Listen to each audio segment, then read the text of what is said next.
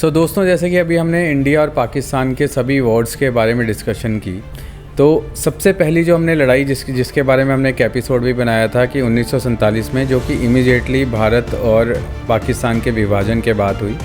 इसके बाद जो दूसरी लड़ाई थी सन 1965 में हुई, जिसका एडवांटेज था पाकिस्तान के पास कि इंडिया और चाइना की लड़ाई हुई थी, जिसमें इंडिया कहीं ना कहीं काफ़ी वीक दिख रहा था और पाकिस्तान इसका एडवांटेज लेना चाहता था।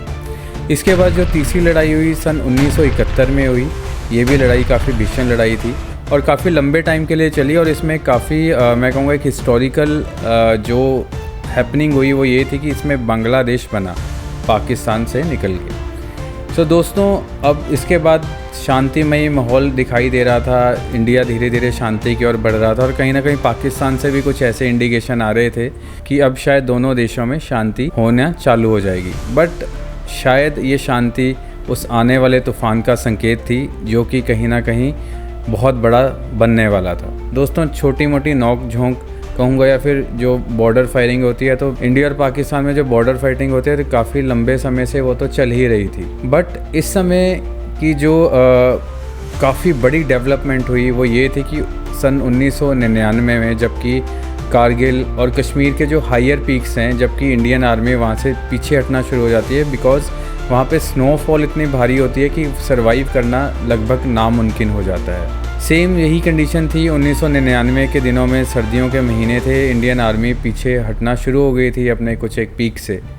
बट इन सारी चीज़ों का फ़ायदा उठाते हुए, या फिर मैं कहूँगा कि भारत के विश्वास के साथ खेलते हुए, पाकिस्तान ने उस समय पे अपनी सेनाओं को एक टेररिस्ट के भेस में उन पीक्स पे टेक ओवर करने को कहा। दोस्तों, जैसे कि आपको पता है कि सर्दियों में कश्मीर के जो ऊंचे एरियाज़ हैं काफ़ी ठंडे हो जाते हैं और इंडियन आर्मी वहाँ से धीरे धीरे पीछे कुछ एक पीक्स छोड़ देती है, ताकि इतनी ज़्यादा स्नोफॉल होती है, मैं कहूँगा ऑक्सीजन लेवल भी लगभग ज़ीरो हो जाता है। और कहीं ना कहीं मैं आपको बता रहा हूँ कि भारत और पाकिस्तान में एक शांतिमय माहौल भी बना हुआ था और कहीं ना कहीं भारत को भी विश्वास हो गया होगा कि अब पाकिस्तान कुछ ऐसी हरकत नहीं करेगा जो कि पिछली 3 बार वो दोहरा चुका है। बट पाकिस्तान जो अपनी हरकतें करता आ रहा है, एक बार फिर से भारत को धोखा देता है, भारत के विश्वास के साथ खेलता है। जैसे ही सर्दियों में इंडियन फोर्सेस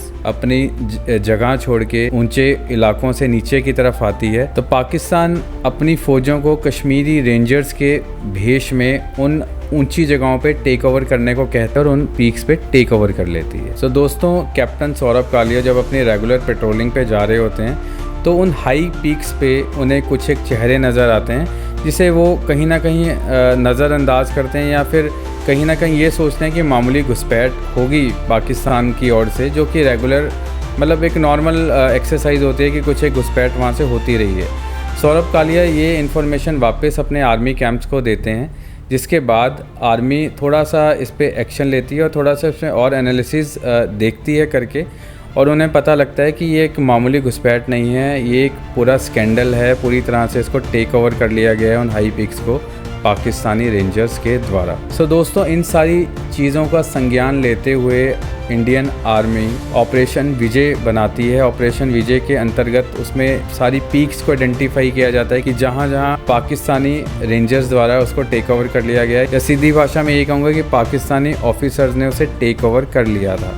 कारगिल की लड़ाई अब शुरू हो जाती है। 16,000 फीट की हाइट काफ़ी बड़ी हाइट होती है, जिस पे पाकिस्तानी फ़ौजें पूरी तरह से प्लेस्ड हो चुकी थी और वो इस तरह से कंफर्टेबल वहाँ पे फील कर रही थी कि हर एक छोटे से छोटे कंकड़ को भी बड़ा इजीली वो टारगेट कर सकती थी। भारतीय फ़ौजों के लिए शायद ये अब तक की सबसे बड़ी चुनौती थी और कहीं ना कहीं ये फ़ौजें अपना अंजाम भी जानती थी। अंजाम को जानते हुए, सारी सिचुएशंस को जानते हुए, कहीं ना कहीं भारतीय फ़ौजों के हौसले और कॉन्फिडेंस लेवल बहुत ज़्यादा ही था। जैसे ही भारतीय फ़ौजें उस पीक पे चढ़ाई करती हैं, एज़ एक्सपेक्टेड पाकिस्तानी फ़ौजें इंडियन आर्मी को इजीली टारगेट कर लेती हैं और उन्हें निशाना बना लेती हैं।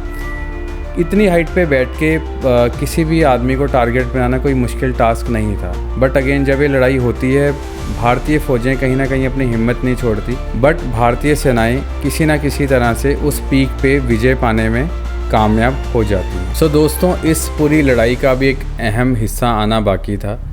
.5140 जिस पे कि पाकिस्तानी फ़ौजें पूरी तरह से कब्ज़ा ले चुकी होती हैं। दोस्तों, .5140 एक पीक है कारगिल में जो कि काफ़ी ऊंचाई पे है।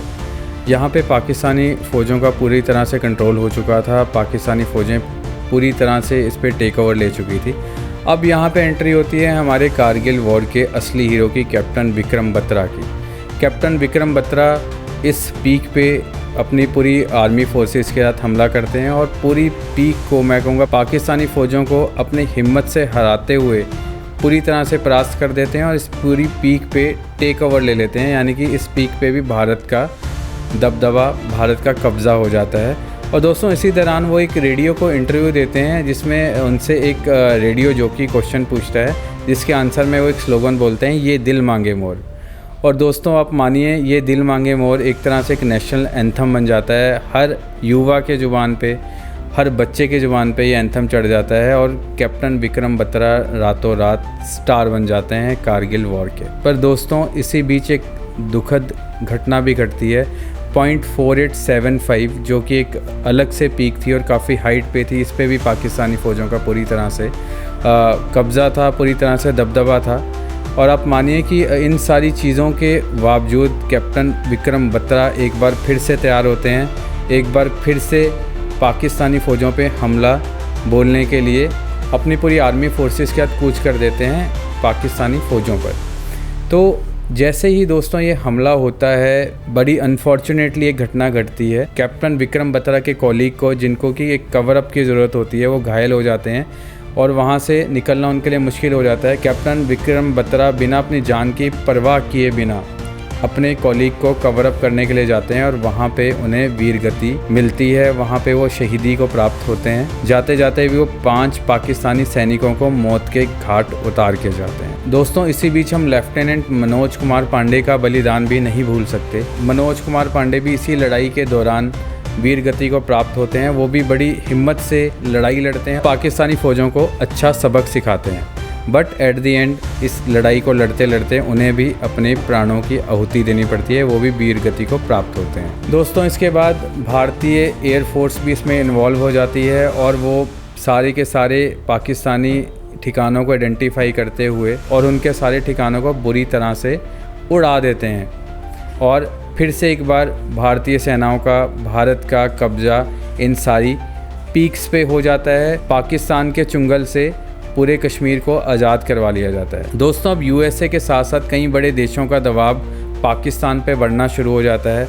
उस समय के पाकिस्तान के प्राइम मिनिस्टर नवाज़ शरीफ, जिन्हें कि यूएसए जाना पड़ता है इस दबाव के चलते चलते, और उन पे दबाव बनाया जाता है कि वो अपने नापाक हरकतों को बंद करें, वो अपनी फ़ौजों को कम्प्लीटली इंडियन बाउंड्री से बाहर कर लें। और नवाज़ शरीफ को यूएसए की इस बात को मानना पड़ता है। कहीं ना कहीं वो मजबूर हो जाते हैं उनकी बात मानने के लिए। और एट दी एंड 26 जुलाई 1999 को भारतीय फ़ौजें कम्प्लीटली पाकिस्तानी फ़ौजों को अपनी बाउंड्री से बाहर कर देती हैं और तिरंगा एक बार फिर से उन बाउंड्रीज़ पे लहराना शुरू कर देता है। तो दोस्तों, ये थी आखिरी लड़ाई इंडिया और पाकिस्तान की। मैं उम्मीद करता हूँ कि इसके बाद इंडिया और पाकिस्तान की और कोई लड़ाई ना हो। बट फिर भी जिस तरह से हमारे पड़ोसी मुल्क अपने नापाक इरादों को अंजाम देने के लिए कोशिश करता रहता है, भारतीय फ़ौजें भी अब इसका जवाब देने के लिए पूरी तरह से तैयार हैं। भारत का डिफेंस सिस्टम इतना मजबूत हो चुका है कि किसी को भी भारत की तरफ नज़र उठाने से पहले 100 बार सोचना होगा। तो दोस्तों, ये थी आखिरी लड़ाई